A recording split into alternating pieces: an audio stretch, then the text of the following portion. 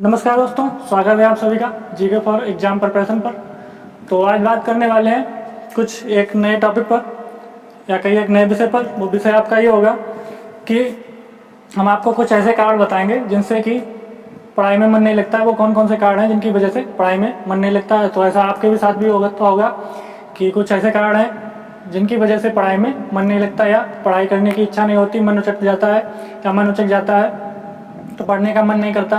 तो इसी के ऊपर आज बात करेंगे। और बात करने के बाद कि आपका पढ़ाई में मन नहीं लगता है या पढ़ा हुआ याद नहीं रहता है या आप कहिए कि मन नहीं करता है पढ़ाई करने का, ये वो कुछ मैसेज हैं जो प्रतिदिन आपके हमारे बीच में आते रहते हैं कि पढ़ाई में मन नहीं लगता है या अच्छे से पढ़ाई नहीं हो पाती है, तो क्या करें, कैसे नहीं करना। तो उसके हमने बहुत मेहनत करने के बाद ये वीडियो बना रहे हैं। तो आपके सामने कुछ कारण बताएंगे जिनकी वजह से पढ़ाई में मन नहीं लगता है। उन कारणों का समाधान भी देखेंगे। समाधान क्या है तो मैं समस्या को समझाने का प्रयास करूंगा आपको पूरी कि क्या कारण है, क्या समस्याएं हैं कि जिनकी वजह से आप लोगों का पढ़ने में मन नहीं लगता है, पढ़ाई में मन नहीं लगता, मन उचट जाता है। तो ये कुछ समस्याएं हैं, जो कुछ कारण हैं उनको समझाने का मैं प्रयास करूँगा पूरी और यहाँ से बहुत हद तक आपकी समस्या का समाधान भी होगा। तो आपको सबसे पहले तो हम वो 10 कारण की जो 10 कारण हैं वो यहाँ पर आपको नोट कराते हैं कि आपका पढ़ाई में मन क्यों नहीं लगता है और क्या करना चाहिए। वो जो 10 कारण हैं जिनकी वजह से आपका पढ़ाई में मन नहीं लगता है, वो 10 कारण हम यहाँ पर आपको पहले बोर्ड पर नोट कराते हैं। फिर एक एक को अच्छे तरीके से यहाँ पर उनका समस्या उनको पढ़ें, उनको देखेंगे उनमें क्या दिक्कत है, उनकी क्या क्या समस्याएँ हैं जो आती हैं आप लोगों के बीच में, जिसकी वजह से पढ़ाई में मन नहीं लगता है आपका। और पढ़ाई में मन नहीं लगता तो उनका समस्या का समाधान भी ढूंढेंगे और समस्या का समाधान बताएंगे आपको कि क्या करना चाहिए और कैसे करना चाहिए जिससे कि आपका पढ़ाई में मन लगे या आपको पढ़ा हुआ याद रह सके। तो इसी के ऊपर आज ये क्लास है, तो इसी पर बात करेंगे। तो सबसे पहले यहाँ पर वो 10 कारण देख लेते हैं क्या क्या है, यहाँ पर नोट कर लेते हैं 10 कारण। तो सबसे पहला कारण क्या है, फोकस की कमी। तो सबसे पहला कारण तो यही है, फोकस की कमी। फोकस की कमी क्या होती है, अक्सर जब हम पढ़ रहे होते हैं तो क्या होता है उस पर हम ठीक से फोकस नहीं कर पाते हैं। जैसे कि आपने देखा होगा कि कभी कभी आपने अंग्रेजी पढ़ना स्टार्ट किया, ठीक है, आपने अंग्रेजी पढ़ना स्टार्ट किया लेकिन आपने एक पेज पलटा, आपके मन में चल रहा है गणित पढ़ ले, आपने उठाई वो किताब रख दी अंग्रेजी की और गणित की किताब उठाई या गणित के नोट्स उठाए, कुछ भी उठाया, आप पढ़ने लगे गणित के नोट्स से। मन में अंग्रेजी चल रही थी लेकिन अंग्रेजी के समय गणित ध्यान रही आपको। तो आपको ऐसा नहीं करना है, आपको क्या करना है, एक समय में एक ही विषय पर आपको फोकस करना है। जैसे कि आपने अगर अंग्रेजी की किताब उठाई, अंग्रेजी पढ़ रहे हैं तो उस पर पूरा कॉन्सेंट्रेट करिए, फोकस करिए पूरा, जिससे कि आपको पढ़ाई में आसानी हो। ये नहीं कि आपने अंग्रेजी किताब उठाई, मन नहीं लगा, उसको बाहर फेंका, दूसरी उठाई, उसमें भी एक पेज पलटे, 2 पेज पलटे, देखा अच्छा इच्छा नहीं हो रही, ये नहीं पढ़ना है, उठाई दूसरी किताब, उसमें से पढ़ लेंगे। तो इस तरीके से आपका उद्धार नहीं हो सकता है। ये इस तरीके से करने से आपको रिजल्ट नहीं मिलेगा। तो ये सबसे पहली बात तो है फोकस की कमी। उस पर ठीक से जो भी हम पढ़ रहे होते हैं उस पर ठीक से फोकस नहीं कर पाते हैं, तो ये फोकस की कमी है। सबसे पहले गणित पढ़ रहे हैं, अंग्रेजी चल रही है दिमाग में, अंग्रेजी पढ़ रहे हैं, गणित चल रही है, साइंस पढ़ रहे हैं तो सोशल साइंस चल रही है, सोशल साइंस पढ़ रहे हैं तो कोई और सब्जेक्ट चल रहा है दिमाग में। तो इस तरीके से पढ़ाई में फोकस नहीं हो पाता है और पढ़ाई भी अच्छे तरीके से नहीं हो पाती और आपका रिजल्ट जो है वो आपको बिल्कुल शून्य प्राप्त होता है, रिजल्ट अच्छा नहीं मिल पाता है। तो एक समय में एक ही विषय पर आप ध्यान रखिए, फोकस करिए उसी पर, तो आपको 100% रिजल्ट मिलेगा।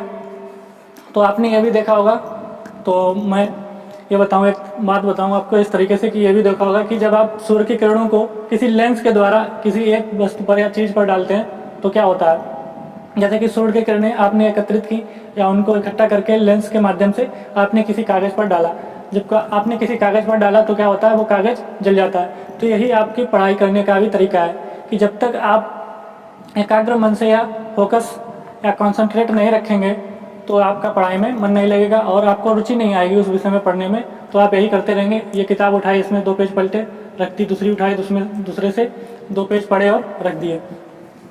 तो क्या होता है, जब वो कागज़ जल जाता है तो इसी तरीके से आपकी पढ़ाई भी है।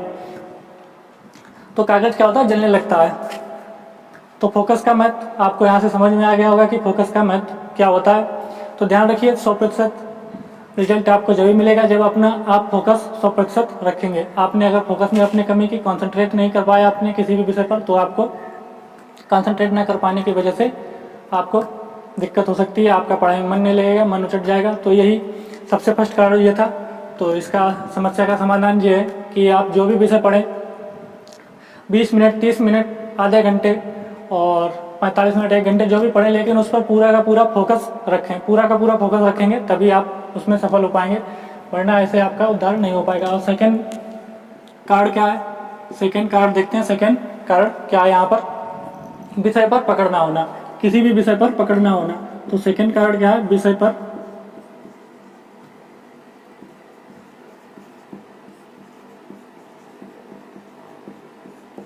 पकड़ ना होना। तो सेकंड कार्ड आपका क्या है, विषय पर पकड़ ना होना। सेकंड कार्ड आपका क्या हो जाएगा, विषय पर पकड़ ना होना।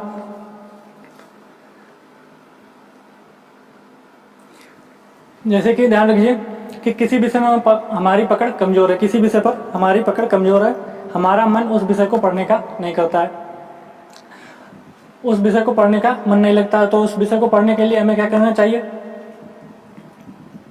तो हमारा मन किस में लगता है, आप जानते होंगे कि जिस विषय में हमारी अच्छी पकड़ होती है उसमें मन लगता है। जैसे कि किसी की मैथ में पकड़ अच्छी है, किसी की अंग्रेजी में अच्छी है, तो आपको क्या लगता है, मैथ पढ़ी जाए, अंग्रेजी रहने दो, उसमें मन नहीं लगता है। तो इसमें आपका क्या है, आपकी उस विषय पर पकड़ कमजोर है, इसलिए आपका उसमें मन नहीं लगता है। और जिस विषय में हमारी पकड़ होती है वो चीज़ भी हमें अच्छे से समझ में आती है, तो आप लोग जानते ही होंगे। तो जैसे किसी को सिर्फ मैथ में पढ़ने में मजा आता है, तो किस लिए आता है, क्योंकि उसकी मैथ में पकड़ अच्छी है। किसी को इतिहास पढ़ने में मजा आता है, क्यों, क्योंकि उसको इतिहास पढ़ना पसंद है, क्यों, क्योंकि उसको इतिहास के बारे में अच्छी खासी नॉलेज है। तो ये मन कब उचटता है, जब किसी भी विषय पर अच्छी पकड़ ना हो, तभी मन उचटता है। तो पकड़ करने के लिए, तो किसी भी विषय पर अच्छी पकड़ ना हो, तो पकड़ मतलब या उसमें रुचि करने के लिए क्या करना चाहिए, तो आपको जैसे आपने कोई किताब उठाई तो सबसे पहले क्या करना है, आपको डायरेक्ट उसका चैप्टर खोलकर पढ़ना नहीं है। सबसे पहले उसमें जो स्टार्टिंग के पेज दिए जाते हैं वो देखना है, फिर उसमें इंडेक्स देखनी है कि कौन कौन से चैप्टर हैं, किताब के बारे में क्या क्या बताया गया है और किस सब्जेक्ट पर या किस विषय पर इसमें चर्चा की गई है पूरी किताब पर, तो वो पढ़ना है। जब आपका माइंड एकदम रनिंग में आ जाएगा या पढ़ने के लिए, तो आप आगे का चैप्टर खोल के पढ़ सकते हैं। तो उसमें थोड़ी थोड़ी और पकड़ करने के लिए ये भी है कि आप अगर किसी किताब को 1 घंटे पढ़ते हैं, 2 घंटे पढ़ते हैं, मान लीजिए आप 2 घंटे किसी किताब को, आपकी अगर मैथ में पकड़ अच्छी नहीं है तो 2 घंटे आप डेली उस पर प्रैक्टिस करिए। तो धीरे धीरे जब आप प्रैक्टिस करने लगेंगे आपकी पकड़ भी अच्छी हो जाएगी, आपको रुचि भी आने लगेगी उस सब्जेक्ट में। तो पकड़ मजबूत करने के लिए इसका यही समाधान है, और कि उस पर आप काम करना स्टार्ट कीजिए जिस विषय में आपकी पकड़ कमज़ोर हो, धीरे धीरे।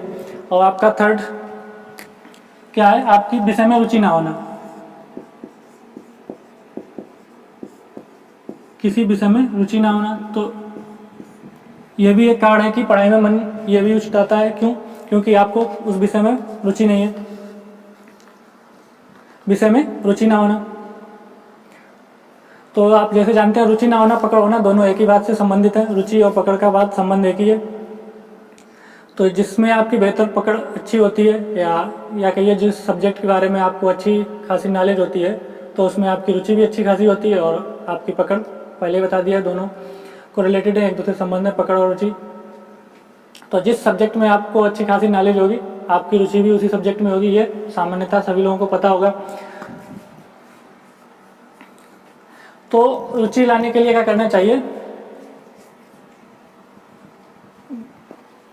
जिस विषय में आपकी रुचि नहीं है अगर, तो आपको सबसे पहले क्या करना चाहिए, उस विषय को लीजिए।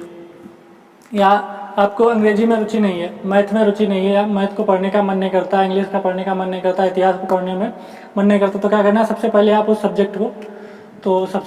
सब्जेक्ट को लीजिए, 3-4 दिन उसमें काम करिए, मतलब उस सब्जेक्ट पर काम करिए, उसमें पढ़िए 3-4 दिन या 4-5 दिन, लगभग हमारे अंदाज से सप्ताह भर उसमें लगातार 1 घंटे, जितना टाइम आपको मिल सके, 2 घंटे 3 घंटे उसमें पढ़िए।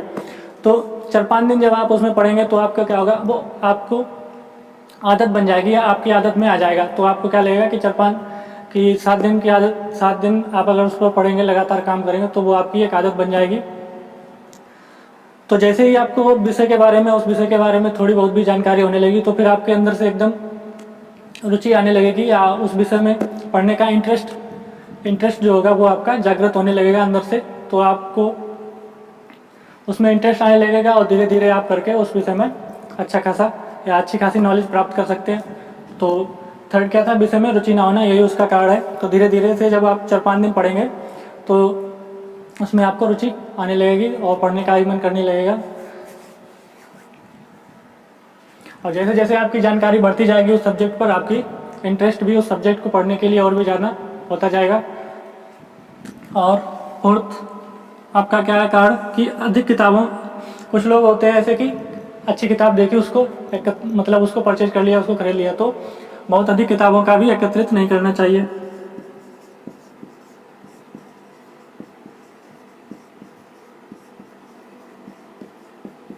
बहुत अधिक किताबों का एकत्रित करना भी आपके लिए हानिकारक हो सकता है। तो बहुत अधिक किताबों का होना भी आपके लिए हानिकारक हो सकता है। आप लोगों ने देखा होगा, आप लोगों में से भी कुछ लोग ऐसे होते हैं कि देखा कि किसी किताब को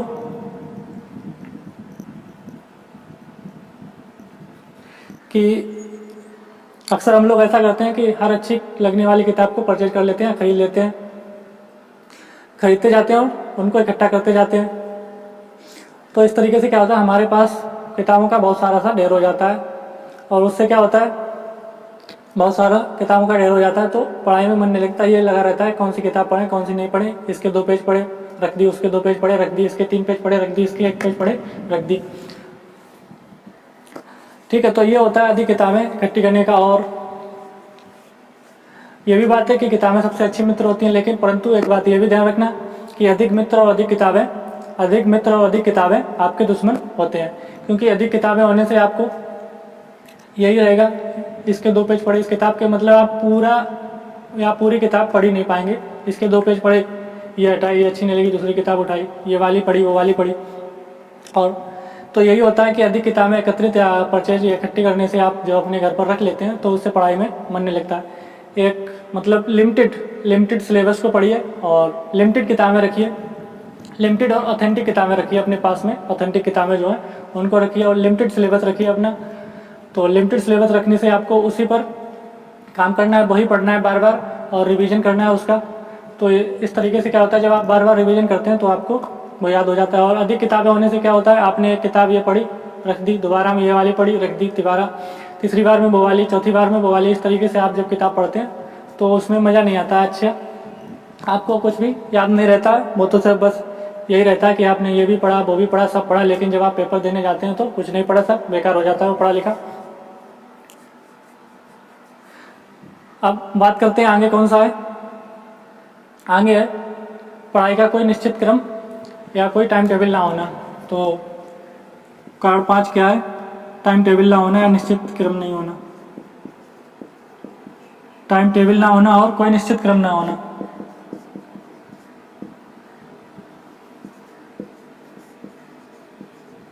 कोई टाइम टेबल ना होना और निश्चित क्रम ना होना। तो ये भी एक कारण होता है कि पढ़ाई में मन नहीं लगता आपका या मन आपका उचक जाता है पढ़ाई करने से। तो आप लोगों ने देखा होगा, जिन लोगों का कोई पढ़ाई का निश्चित क्रम नहीं होता है वो लोग पढ़ाई करने में उनका मन नहीं लगता है। निश्चित क्रम बनाइए, अपना टाइम टेबल बनाइए, टाइम टेबल को फॉलो कीजिए, उस टाइम टेबल के हिसाब से अपना दिनचर्या, अपना दैनिक कार्य कीजिए, डेली का डेली। तो इस तरीके से जब आपका डेली का डेली रूटीन सेट होगा, रूटीन सेट होने से आप रूटीन वाइज काम करेंगे जब, तो आपको पता होगा कि हमने पढ़ाई के लिए कितने घंटे निकाले। हमने 8 घंटे, 4 घंटे, 5 घंटे जो भी निकालने हैं उस टाइम पर हमको पढ़ना ही पढ़ना है। तो बिना टाइम टेबल क्या होता है, आपने या फिर आप कोई भी किताब ऐसे ही बीच में उठाकर पढ़ने लगते हैं, कोई भी टाइम टेबल नहीं है, आपने सेट नहीं किया कि हमको 1 घंटे ये पढ़ना है, 1 घंटे ये पढ़ना है, 1 घंटे ये वाला सब्जेक्ट पढ़ना है, अलग अलग उसका टाइम नहीं। तो आपने क्या किया, आज मन हो रहा है मेरा साइंस पढ़ने का, चलो साइंस की किताब उठाई, साइंस पढ़ने लगे। मन हो रहा है आज हमारा कि हम भूगोल पढ़ें, ज्योग्राफी पढ़ें, तो ज्योग्राफी की किताब उठाए, नोट्स उठाए, पढ़ने लगे। थोड़ी देर बाद मन नहीं लगा, 15 मिनट तक पढ़ा, मन नहीं लगा, रख दी। अब मन नहीं कर रहा है ये पढ़ने का, चलो अब दूसरी किताब उठाते हैं, दूसरी किताब से पढ़ते हैं। तो ये क्रम, इस तरीके से आपकी पढ़ाई अच्छी तरीके से नहीं हो पाती है। तो सबसे ज़रूरी क्या है, आप अपना टाइम टेबल बनाइए, क्रम या टाइम टेबल निश्चित करिए, आपको किस टाइम पर क्या कार्य करना है, उस टाइम के हिसाब से उस जो टाइम टेबल आपने बनाई उसको फॉलो करिए। और फॉलो करने के बाद आप उस टाइम टेबल के हिसाब से चलेंगे तो उस टाइम टेबल के हिसाब के चलने से मुझे लगता है कि आप अच्छे से पढ़ाई भी कर सकेंगे और अपना हर काम के लिए आप थोड़ा थोड़ा समय निकाल सकेंगे और पढ़ाई के लिए भी समय निकाल सकेंगे। तो आपका पढ़ाई करने का समय एक नियमित हो जाएगा कि हमको 4 घंटे हमने दिए हैं डेली पढ़ाई करने के, तो 4 घंटे हमको पढ़ना ही पढ़ना है, या 5 घंटे दिए हैं तो 5 घंटे हमको पढ़ना ही पढ़ना है, 6 घंटे दिए हैं तो हमको 6 घंटे पढ़ना ही पढ़ना है। तो टाइम टेबल बनाने से आपका एक टाइम जो है वो नियमित हो जाता है कि हमको इस टाइम पर ये करना है, हमको सुबह 9 बजे तक ब्रेकफास्ट कर लेना है, ठीक है, उसके बाद में हमको 12 बजे तक लंच कर लेना है, खाना खा लेना है, रात के 8 बजे तक हमको डिनर कर लेना है, उसके बाद में हमें 2 घंटे पढ़ना है 8 से 10, उसके बाद में हमें सो जाना है और सुबह 4 बजे उठना है, फिर फ्रेश होना है, फिर वही काम करना है। तो आपका जब ये टाइम टेबल निश्चित होता है तो टाइम टेबल के हिसाब से चलने से बहुत ही ज़्यादा फ़ायदा रहता है स्टूडेंट लाइफ में। टाइम टेबल नहीं है आपका अगर तो कुछ नहीं है, बेकार है। तो टाइम टेबल बनाना सबसे महत्वपूर्ण है, आपका टाइम टेबल होना चाहिए पढ़ाई में। तो अब बात करते हैं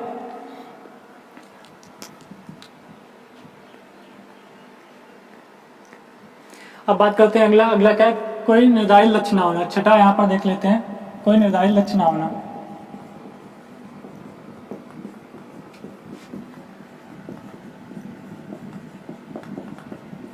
कोई निर्धारित लक्ष्य ना होना, आपका कोई निर्धारित लक्ष्य ना होना। जैसे कि निर्धारित लक्ष्य का मतलब यहाँ पर है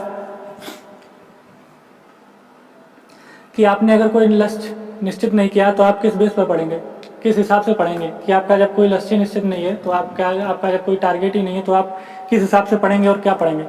तो सबसे पहले बात है कि आप अपना टारगेट फिक्स करिए कि आप किस लिए तैयारी कर रहे हैं, एसएससी के लिए कर रहे हैं, यूपीएसआई के लिए कर रहे हैं, यूपीएससी के लिए कर रहे हैं, जिस भी किसी के लिए भी कर रहे हैं, जिस भी उसके लिए कर रहे हैं। तो आपको क्या करना है, तो आपको एक लक्ष्य निश्चित करके चलना है कि हमको यूपीएससी के लिए पढ़ना है तो यूपीएससी वाला सिलेबस पढ़ें।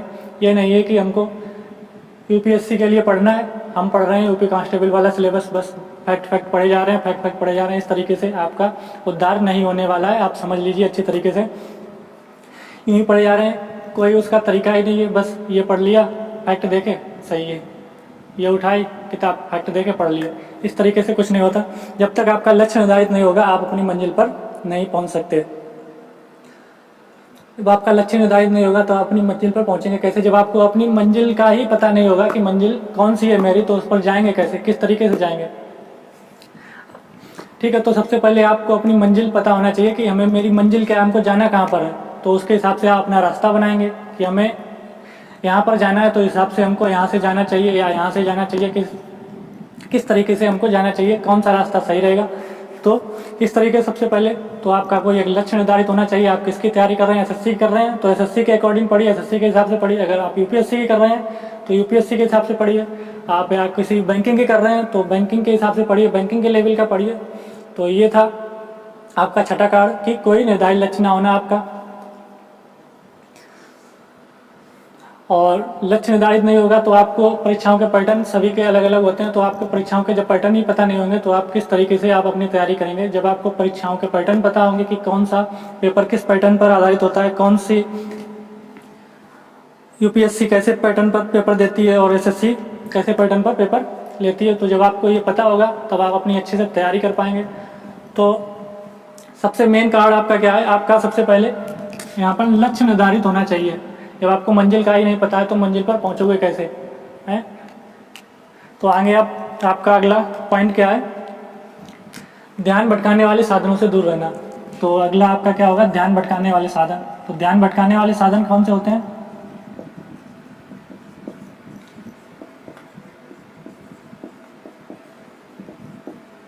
ध्यान भटकाने वाले साधन कौन से होते हैं। तो ध्यान भटकाने वाले साधन आपके कौन से होते हैं आपको पता होगा।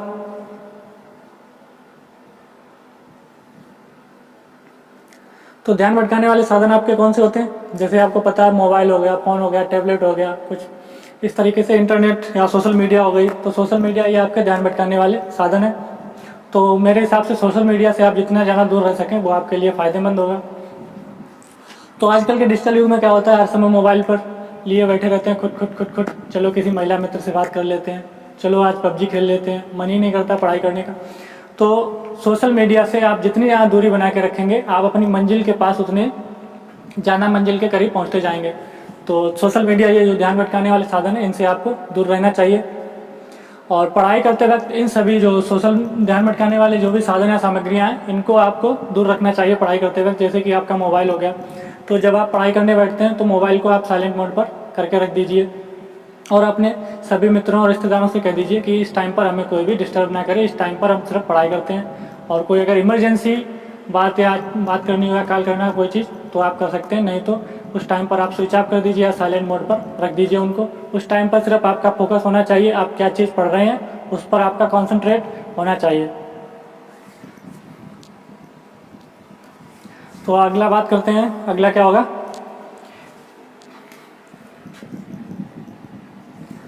समान क्षेत्र के आपके मित्र ना होना। समान क्षेत्र के कार्ड है आपका अगला, समान क्षेत्र के मित्र ना होना।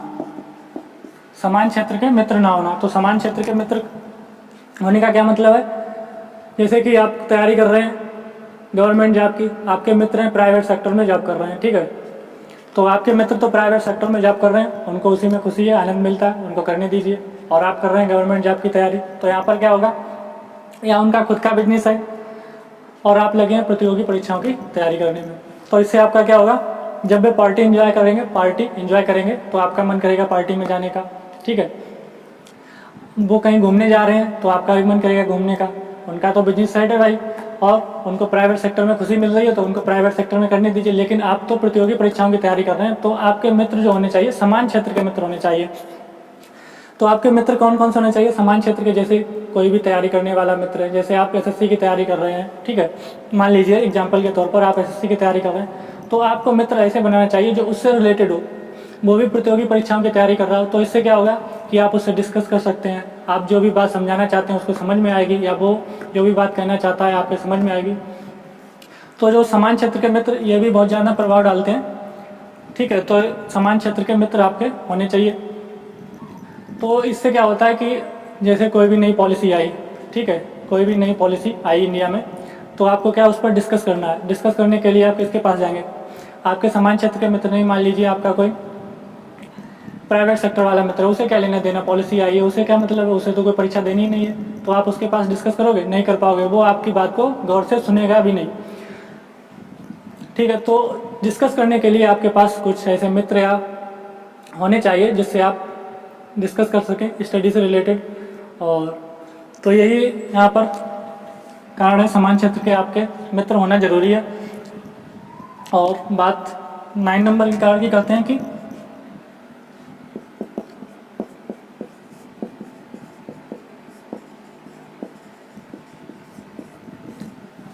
नाइन्थ नंबर क्या है, प्रेरणा की कमी। तो यहाँ पर बात कर लेते हैं,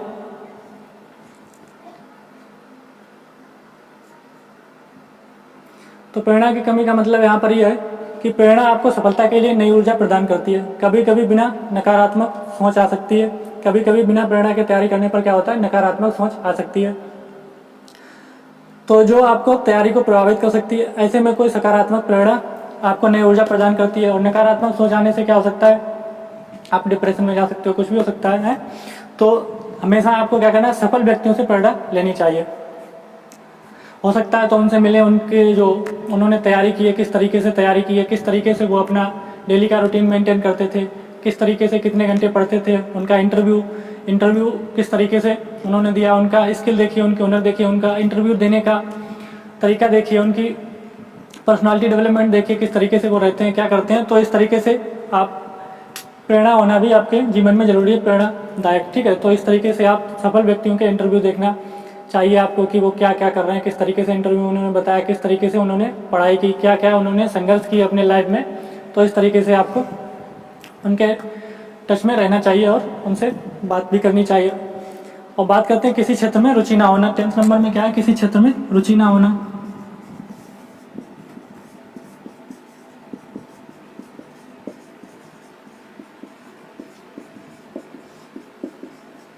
अब बात करते हैं किसी क्षेत्र में रुचि ना होना।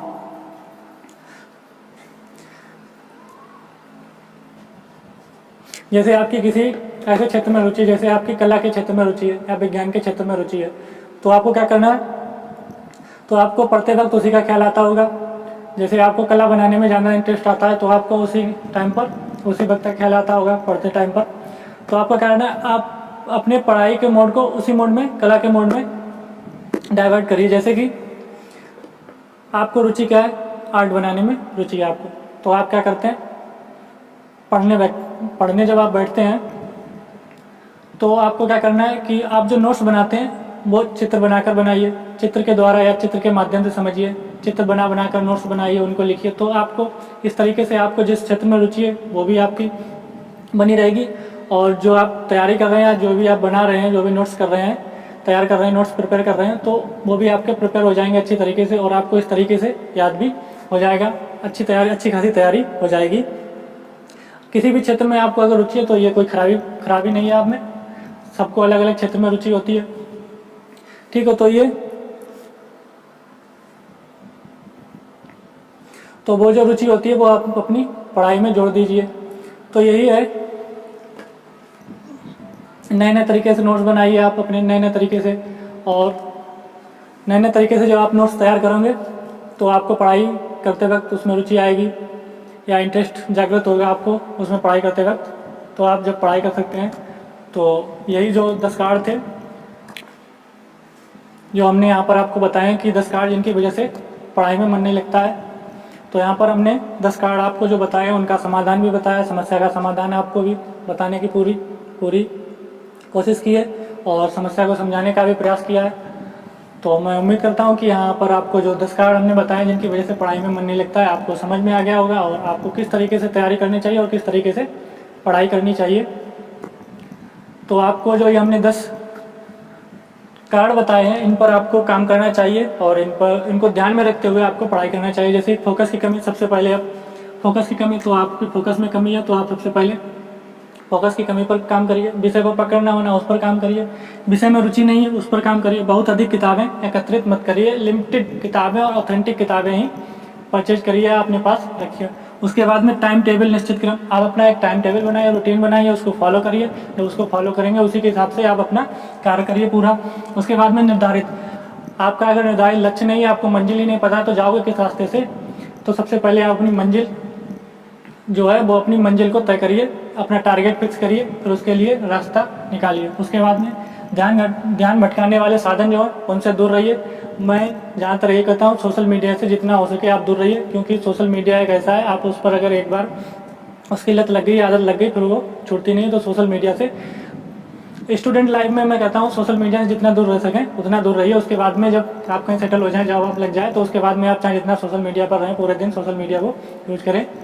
तो उसके बाद में समान क्षेत्र में मित्र ना होना, तो आप अपने समान क्षेत्र में अपने मित्र बनाइए। उसके बाद में प्रेरणा की कमी होना, तो इसके लिए आप क्या कर सकते हैं, ऐसे व्यक्तियों से मिलिए जो सफल व्यक्ति हैं, जो उनके बारे में जानकारी लीजिए कि उन्होंने किस तरीके से तैयारी की, किस तरीके से उन्होंने संघर्ष किया और किस तरीके से वो आज इस मुकाम पर पहुँचे हैं, तो कैसे कैसे पहुँचे। उसके बाद में किसी क्षेत्र में रुचि ना होना, तो किसी क्षेत्र में रुचि ना होना, जैसे कि आपकी किसी एक क्षेत्र में रुचि है तो अपनी पढ़ाई को उसी क्षेत्र में, उस रुचि को अपनी पढ़ाई के क्षेत्र में जोड़ देना, तो उससे आप अच्छा खासा रिजल्ट प्राप्त कर सकेंगे। तो यही थे 10 कार्ड जो हमने आपको बताए। तो अगर वीडियो अच्छी लगी हो तो लाइक कर दें, शेयर कर दें और चैनल को भी सब्सक्राइब कर दें। तो धन्यवाद आप सभी का।